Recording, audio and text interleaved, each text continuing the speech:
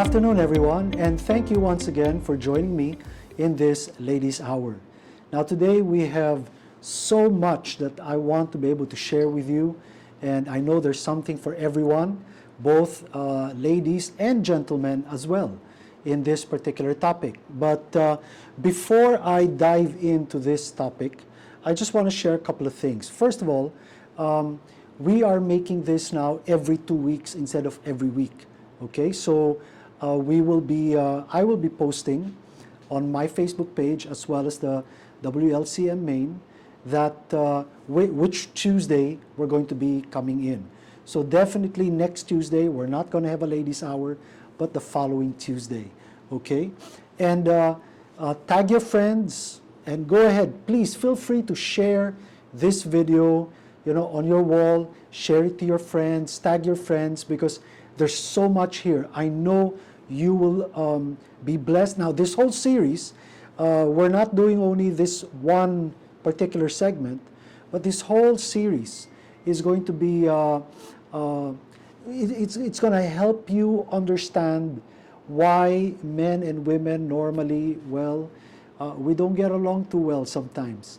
Okay, so we're going to be looking at that and why, and then we're going to be looking as well at different solutions to the different problems that come or that arise in our interactions, especially between husband and wife. Okay, so go ahead right now, tag your friends, share this on your wall, tell your friends to share this, okay, because there's something here for everyone.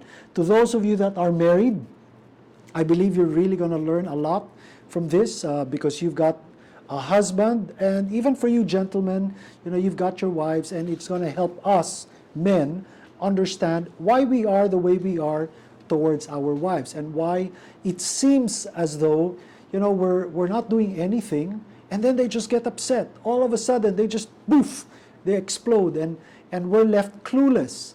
And I know that this is a frustration to many of you wives out there, that why your husband can be so difficult sometimes or so dense, that you just get upset and then they look at you like, what did I do?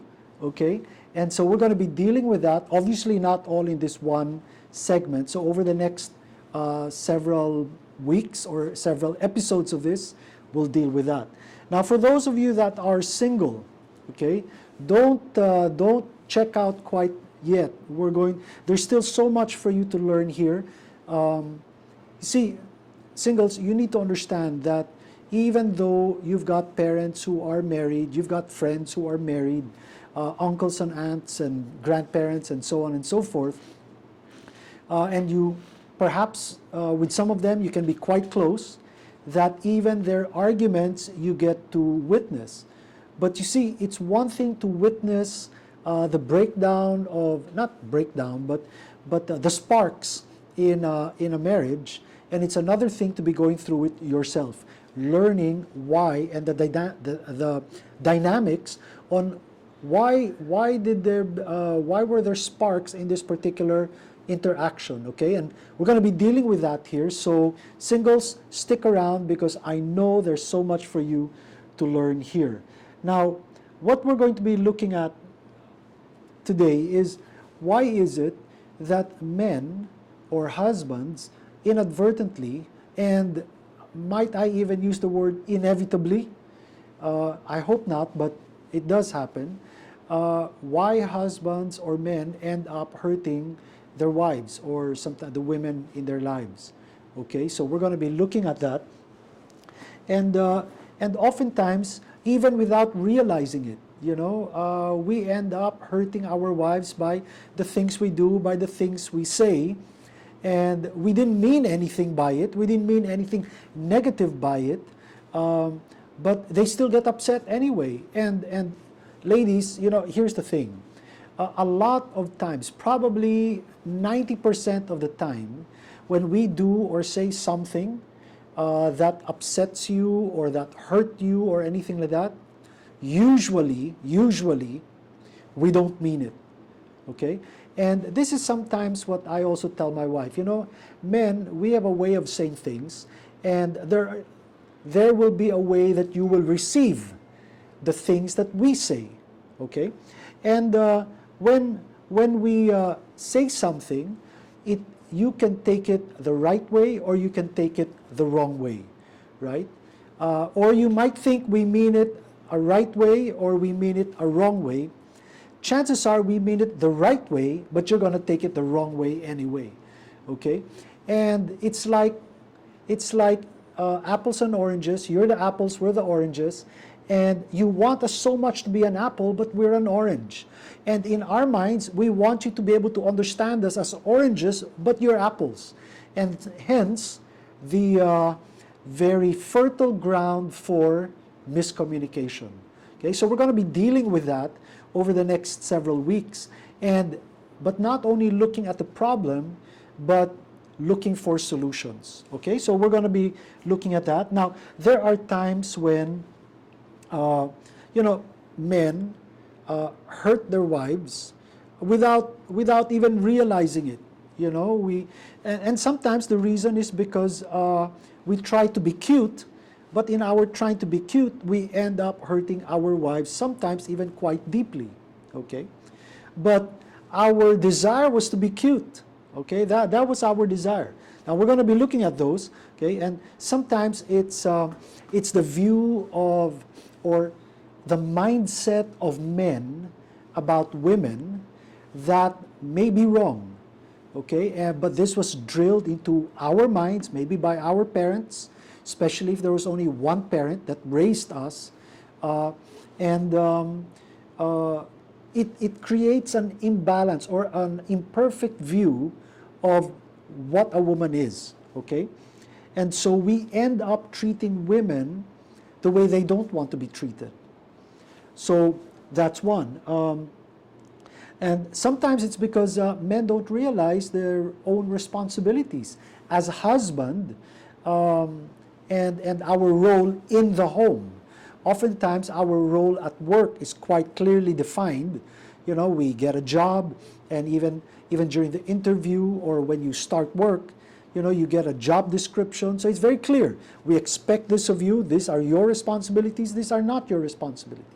But in the home, oftentimes we just get married, but the roles are not quite defined. So we'll get into this as we, we'll talk about this as we get along. But let me just say that as far as that's concerned. And one of the things I mentioned yesterday in our Gentleman's Hour, I don't know if you saw it, but if you haven't, you might want to watch it, okay? Because it bears, there is something relevant there to what we're going to be talking about, and it's basically this.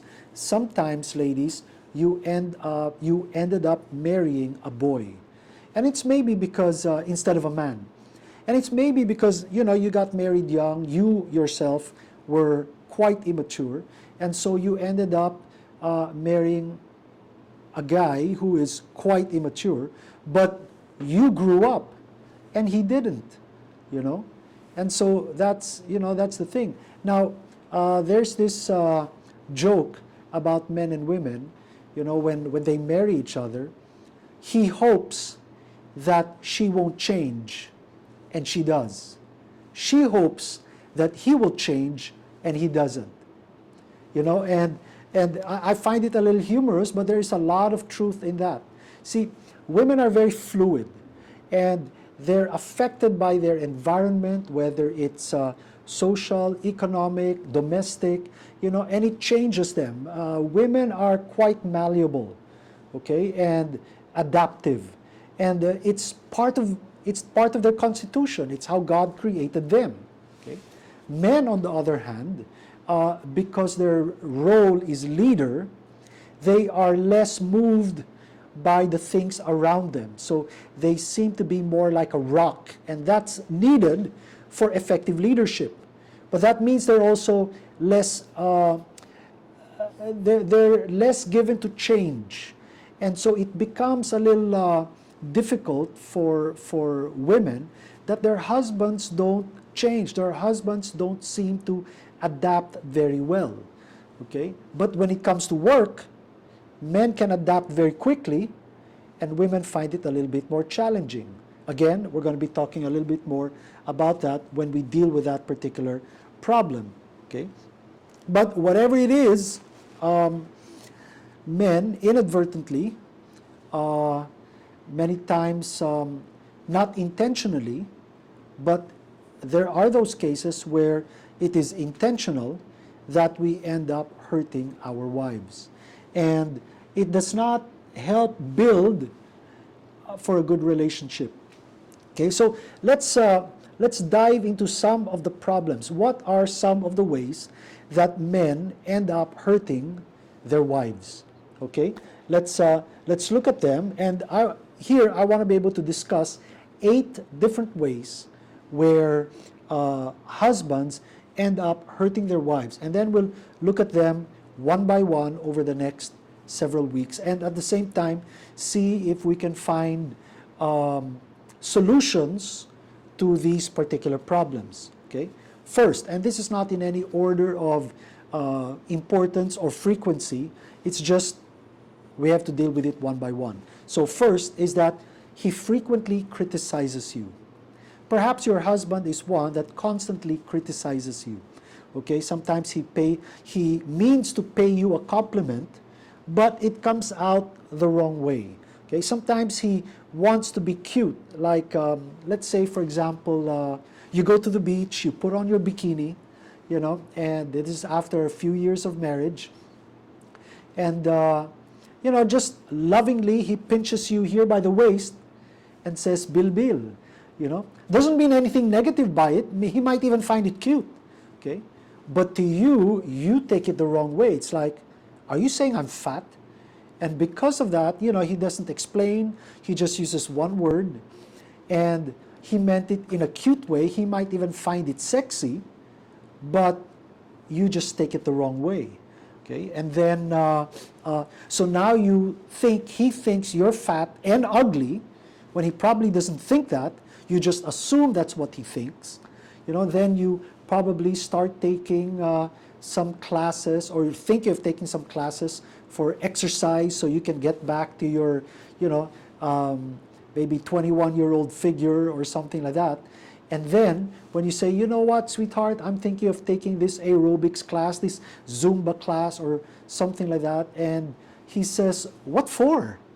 You know, you can just go on YouTube and download some videos and just do it at home.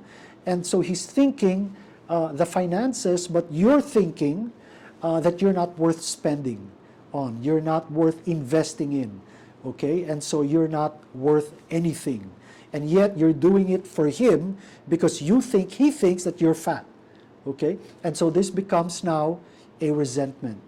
And yet when you go back to it, he perhaps paid you a compliment, it just didn't come across that way.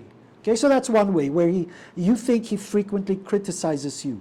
Now, there are cases where maybe the husband is so hurt or so broken, and we dealt with that yesterday, so please take the time to watch our Gentleman's Hour.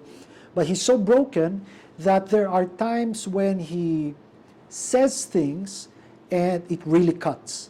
Okay, and he's coming from his brokenness. And he might be aware of it, he might not be aware of it, but either way, whether he means it or he doesn't mean it, it comes across as criticism to you, okay? And so we'll deal with that later on. Another one is, another way he hurts you, ladies, is that he doesn't pay attention to your words or ideas, okay? And every time you want to suggest something, every time you want to bring up a certain idea, whether it's for the family, for work, you know, for the home, or whatever, you tend to be quite dismissive, you know. And what hurts more is when other people give him suggestions, he's very open, but when it comes from you, he seems to just shut you down, okay? And it makes you feel like you're dumb, you're not worth listening to, or anything like that, okay? So that's another way. Right now, again, I just want to bring up some ways that he hurts you, but we're not looking at solutions quite yet. We'll get to that, okay? Number 3 is he doesn't assume enough of the household responsibilities. It's like he comes home, you have to take care of the kids. If you've got kids, you take care of the kids, and you clean the house. Even if you have household helpers, you probably still help out, cleaning up the place, making sure that the maids are doing it well and everything. And then you probably still have to cook. And so you're quite tired by the time, evening comes. And then he comes home and he doesn't even bother to help. Okay? And he figures, I've been working all day and you've just been staying here at home, right? And that really upsets you. And so he doesn't help. In fact, he wants you to serve him, right? And like maybe even he just wants to sit down, watch television for a while. Maybe it's the news, maybe it's basketball, maybe it's whatever, right? On TV, his favorite show. And then he still wants you to get his favorite drink and his slippers, right? And take the shoes off of his feet, put on the slippers. And then he expects that by the time he's done, dinner has to be served. And then when everything is done and you, by yourself, put all 7 of your kids to bed, he still expects you to be passionate and amorous in bed that evening. And it's like you just want to blow your top, and he's wondering, what the heck did I do? Okay? And some of these different ways we're talking about combine. Okay, so it's not just one or the other. Sometimes he somehow combines them, and it just infuriates you. Okay? Here's another one, number 4. Your needs and desires are always secondary to his activities. Okay? It's like when you need him, he's always too busy. It's like you see him, he's just on his laptop maybe, or his iPhone or tablet, or maybe watching TV. And you say, honey, can you help me with the dishes? And all of a sudden it's like, you know what? I got to make a quick phone call. I have a meeting in 5 minutes, so can you please do it without me? And he always comes up with excuses. But then after you do the dishes and you go to him, you find him playing a game. So he's got time for his games. He's got time for watching TV, but he doesn't have time for household chores, helping you at home. Another problem that women face. Okay? Number 5, he tries to explain your hurts instead of just trying to understand your feelings and empathize with you. Okay? Why is it that when you just want to open up, whether the problem is something he did, or maybe one of your girlfriends, or maybe one of the kids, and you've already fixed it, but you just want to pour out, and you just want to be able to talk about it, share with him, and he ends up analyzing everything and why your friend was wrong and where you were right, or vice versa, which is probably more painful, where your friend was right and you were wrong. And he's always analyzing everything instead of just listening and lending you an ear and maybe even a shoulder to cry on. And that can also be very frustrating. Okay? Number 6, he acts as if he's superior and you're inferior. And I think this is a very a deep-rooted problem in a lot of men. Okay, and it's we live in a double-standard society, whether we like it or not. We live in a double-standard society, and so sometimes men end up thinking without verbalizing it, and many times even without realizing it consciously, where men are better than women. Men are superior to women. Men are more intelligent, more creative, more so on and so forth. And we may not say it, but we may think it, and we'll deal with that when we get there. And sometimes, ladies, in your desire to prove that you are at the very least equal, if not even better than your husband, then in compensating, you end up putting down your husband, which also hurts him, which now causes him to hurt you more. Okay? And then it becomes a vicious cycle. But again, we'll deal with that later on. Number 7, he shows preference to others over you. Okay? So if, let's say, for example, in a discussion or an argument, okay, he ends up taking sides and defending his friend, defending his relatives, defending his mom, and throwing you under the bus. Okay? Why? Why does he do things like that? Again, we're going to deal with that. Okay? And number 8, He doesn't go out of his way to add romance to your relationship. He used to be very sweet, very romantic, very thoughtful when he was courting you. But now that you're married, and the honeymoon period is over, and the reality of kids and changing diapers and bills and booster shots and vaccines and the job, and all that stuff like that. And, whereas before when there were no kids, you were not married, you were still dating, you take the time to really fix yourself and everything, and he loves it. He loves it when you look good to him. But you see, you don't live together yet. And so he doesn't see you without your makeup on, right? But when you're married, you don't have time to put on makeup, especially if kids have to go to school and you got to cook breakfast for them. So you smell like the garlic rice and you smell like the corned beef and all that stuff like that. And then he's also getting ready for work and you want him to kiss you before leaving, but you smell like breakfast.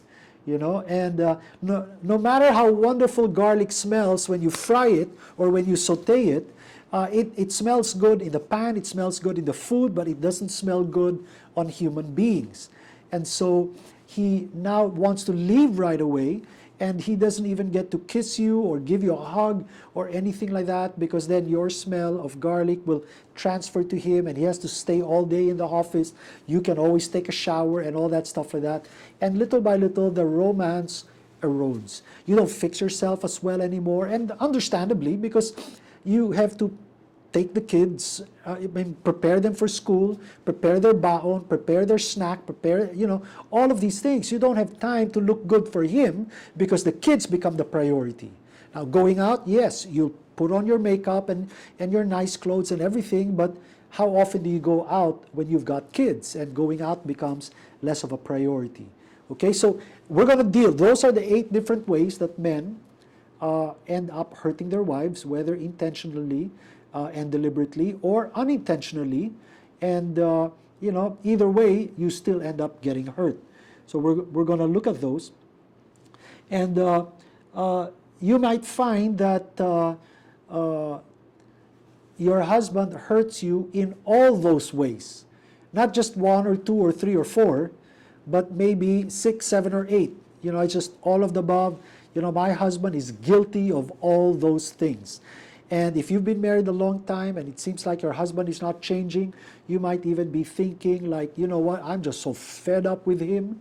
I'm so sick and tired of the way he treats me and all that stuff like that. Some of you are probably even thinking of quitting on the marriage.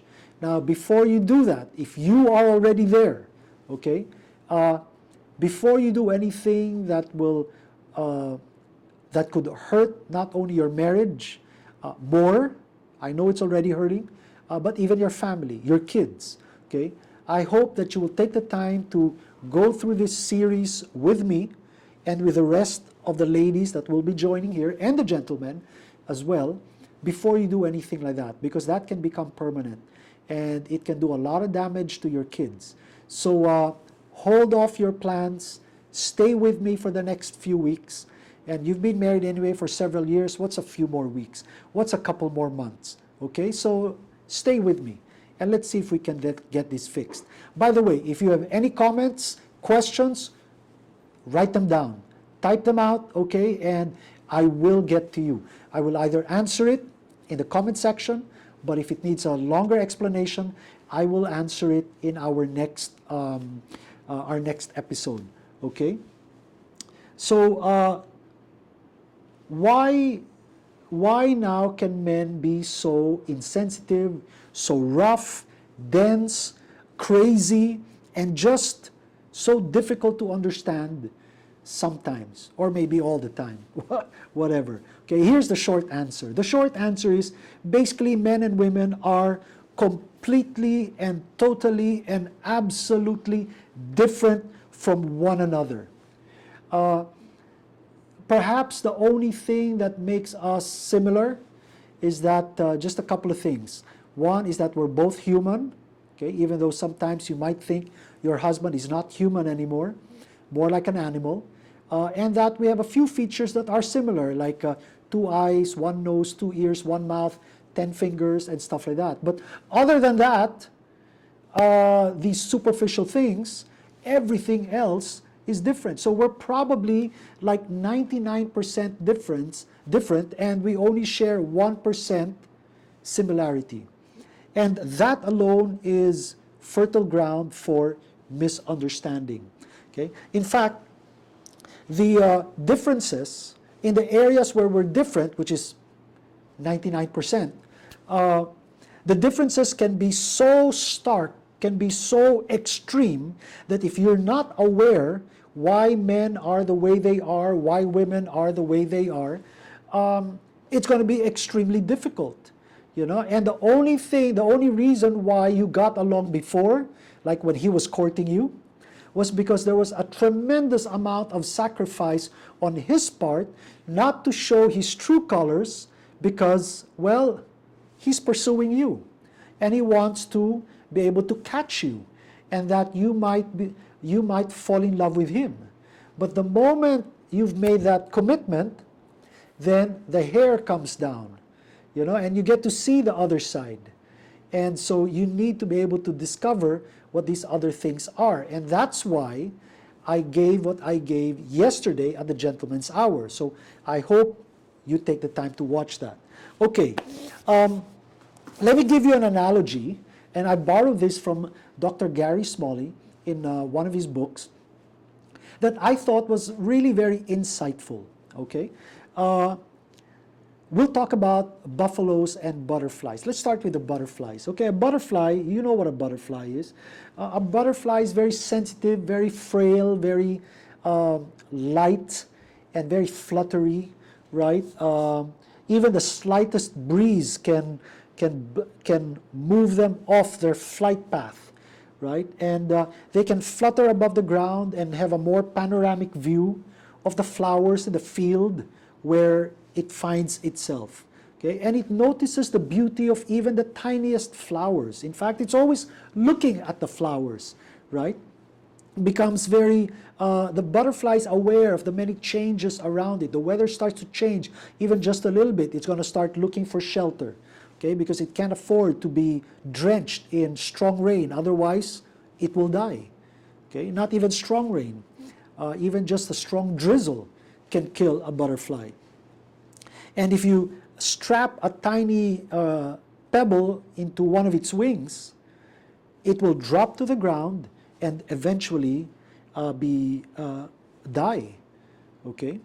Buffaloes, on the other hand, well, buffaloes are huge and rough, and they don't react to the breeze like butterflies. In fact, you can have a 50-kilometer-per-hour wind, and it's still standing out in the field, unmoved by that strong, almost typhoon strength wind.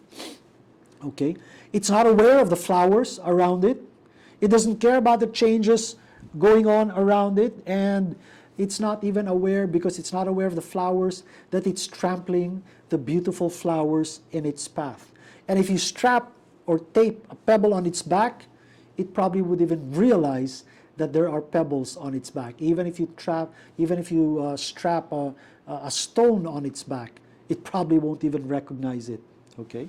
But now, this doesn't make the buffalo mean and rotten and bad.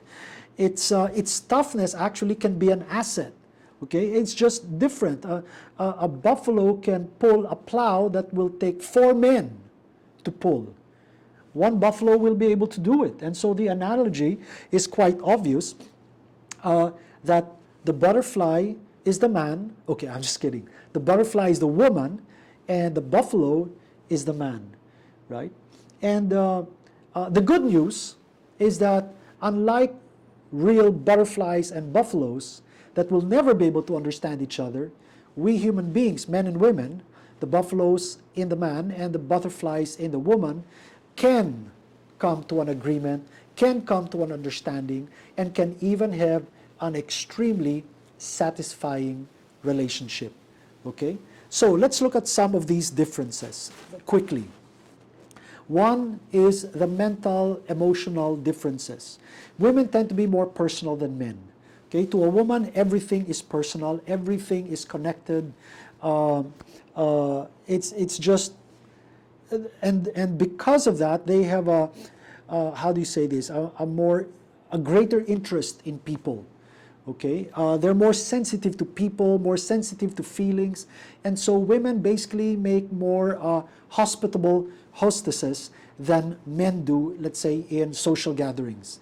Okay, the women are concerned about whether the guests have eaten enough or have enough to drink. Okay, men are there for the conversation, for the company, and if you don't eat, that's your fault. Okay, the food's there. If you don't want to eat, or you're too embarrassed or too shy to get more food and you leave hungry, that's not my fault. The food was prepared. Okay, women are not like that. They'll always check. You want to eat more? Please go ahead. Serve yourself, or can I get you anything? Okay, because women are more hospitable. Women can talk to more people all at the same time. They can carry 4 conversations simultaneously and not miss a beat. Men can't do that. Okay, men are more focused, and so we're not very good at multitasking. We like to start a story and end a story before you introduce another story. Women are not like that. They can start a story, put it on pause, introduce another story, then put that on pause, go back to story number 1, and then pause that, go back to story number 2, and oh, by the way, here's story number 3, and then go back to story number 1, and then go to story number 2, finish number 1, go to second part of number 3, and then finish number 2, and then finish number 3. And without missing a beat. And the men are absolutely dumbfounded. It's like, what happened there? Why does this story make absolutely no sense? Well, gentlemen, that's because there were 3 stories there, and those 3 stories may not even be related to each other, but she tells the story like they're just one story, and we just end up getting so confused. Okay? Men tend to be more logical, see, and that's why it's 1, 2, 3, 4. Women are not like that. They can go 1, 4, 2, 5, 3, 6, you know, and that's how their brain works. It doesn't mean that they're crazy, maybe to us, but to women that makes perfect sense. Okay? And to men, well, our stories tend to be a little boring. Okay? Because we like to be deductive, we like to be logical, we don't put too much frills, we get straight to the point. Women will put details in that to men, they don't really care. Right? And so we find women that tend to be more long-winded. At least that's how men will look at it, right? Too much information. And for women, they find the men so boring because they just get straight to the point. A story that could be told in 30 minutes, we say it in 30 seconds, right? And we take all the juicy parts out because we want to get to the bottom line. And that's basically how men are. Men are bottom line people. Women like to take the journey, and men are more interested in the destination. It's like taking a trip where you say, for example, let's go to Baguio, right? And so right away the men are thinking Baguio. They're thinking of the trip, make sure we have enough gas, air in the tires, water in the radiator, and stuff like that, so that we can get to Baguio. Women also want to get to Baguio, but they notice everything along the way. And so it's like they're taking a trip, and after 30 minutes they say, oh, look, there's some watermelons. Let's buy some watermelons. So you stop, take the watermelon. 5 minutes later, they see mangoes. And then 5 minutes later, they see atis. And then 3 minutes later, they see something else. And so it's like, can we stop buying things because it's messing up the timing of the trip? Men see the destination, women see the journey, okay? And it can add to, it can really add to some funny frustrations, to say the least, okay? Like I said, you know, women, everything is connected. Everything is connected. And so it's like they go through life with one long piece of thread, and they're just sewing everything together. And so everything is connected. For men, everything is compartmentalized. You know, in our brains, we've got boxes, and all these boxes don't even touch each other. And each box represents something in his life. One is for work, one is for wife, one is for each kid, one is for household chores, that's probably a very small box. One is for sports, that's a big box. One is for sex, that's the biggest box, right? And so on and so forth. And each box does not touch each other.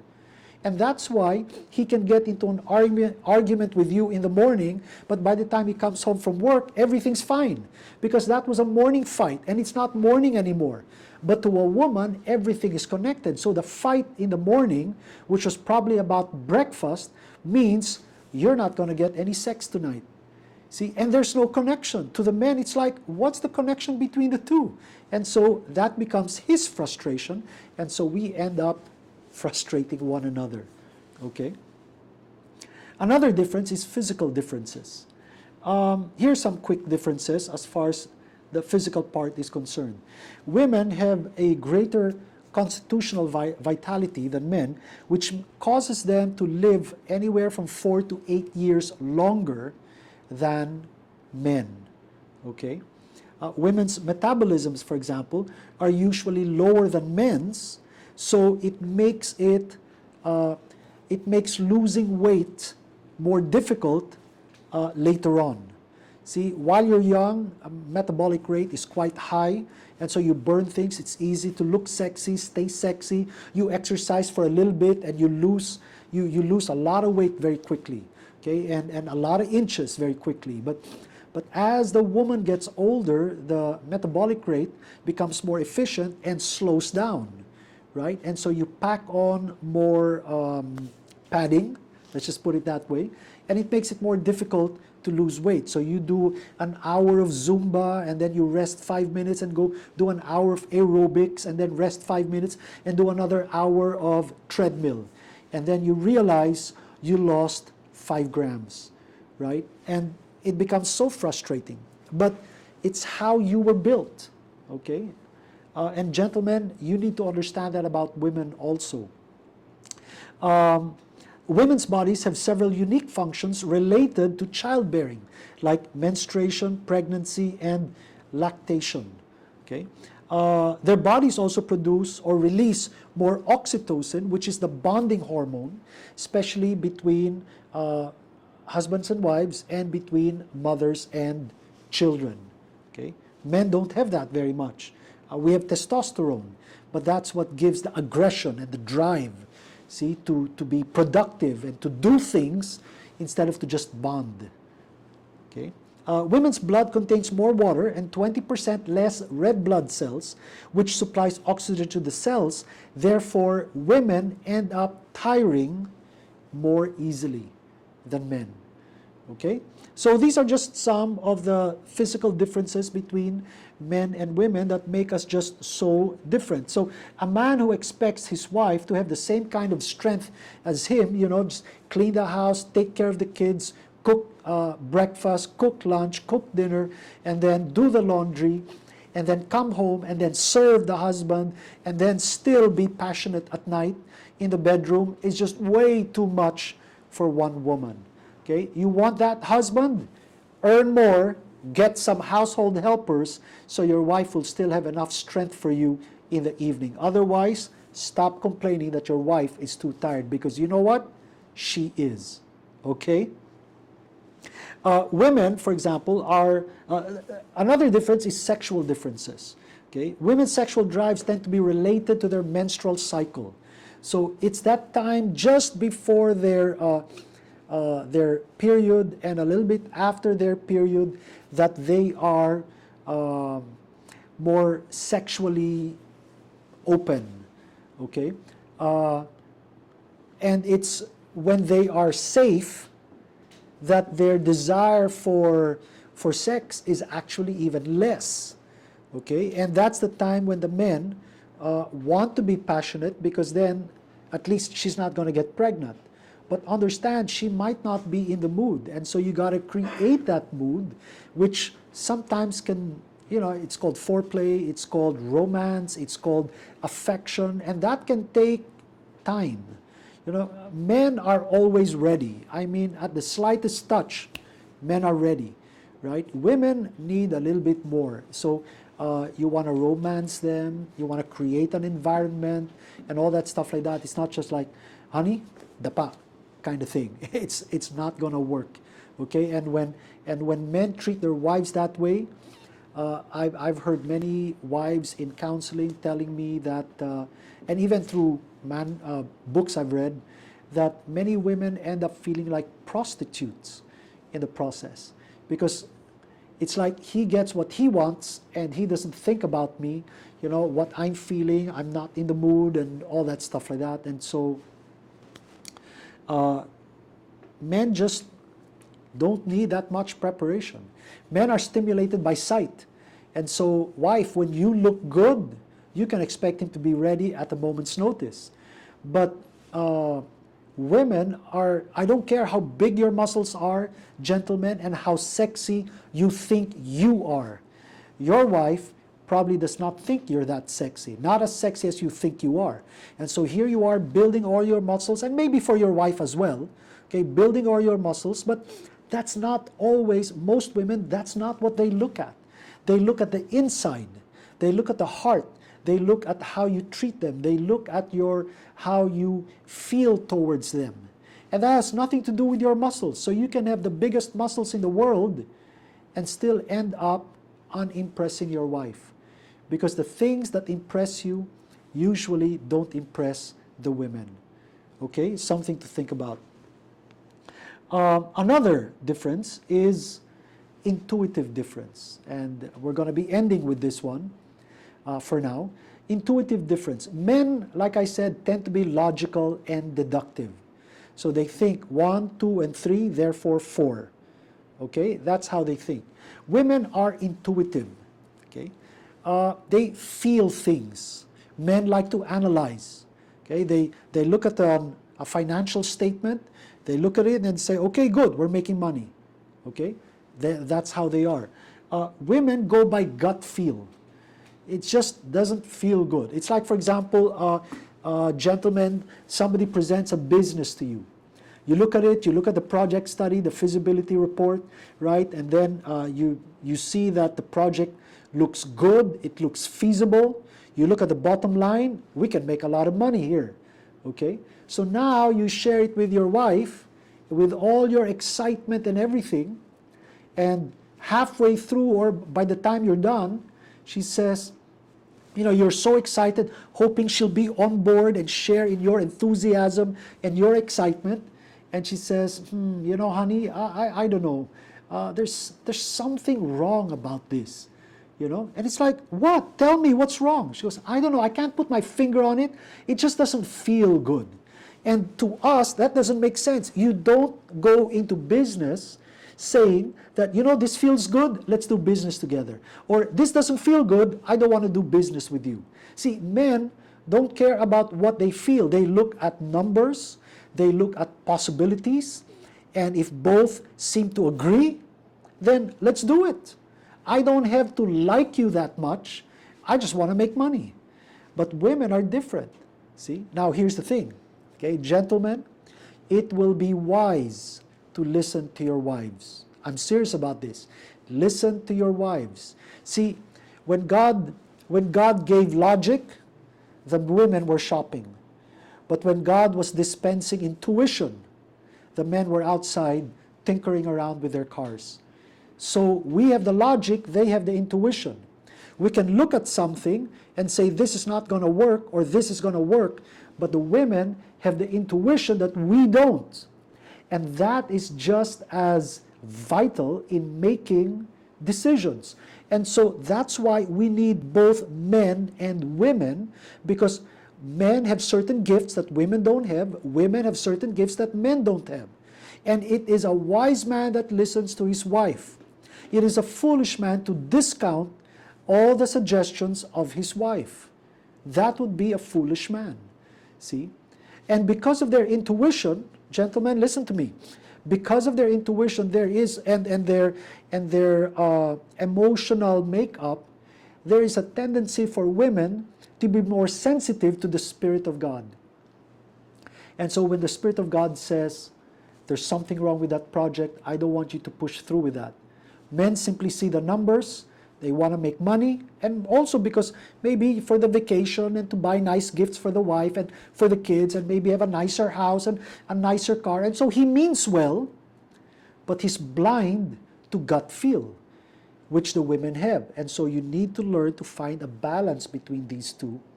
And I have made some decisions discounting my wife's intuition, and I ended up getting hurt in the process.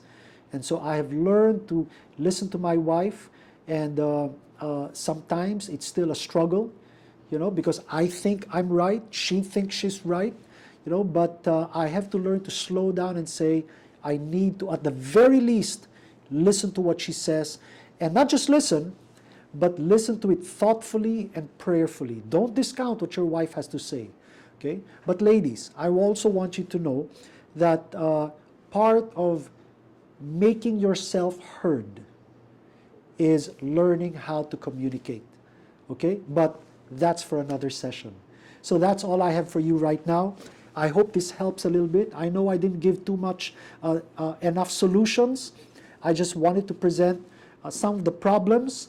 I wanted to present some of the underlying causes, which are the differences, the underlying causes, but we haven't spoken anything about solutions yet. But that will be coming in the next several episodes, okay?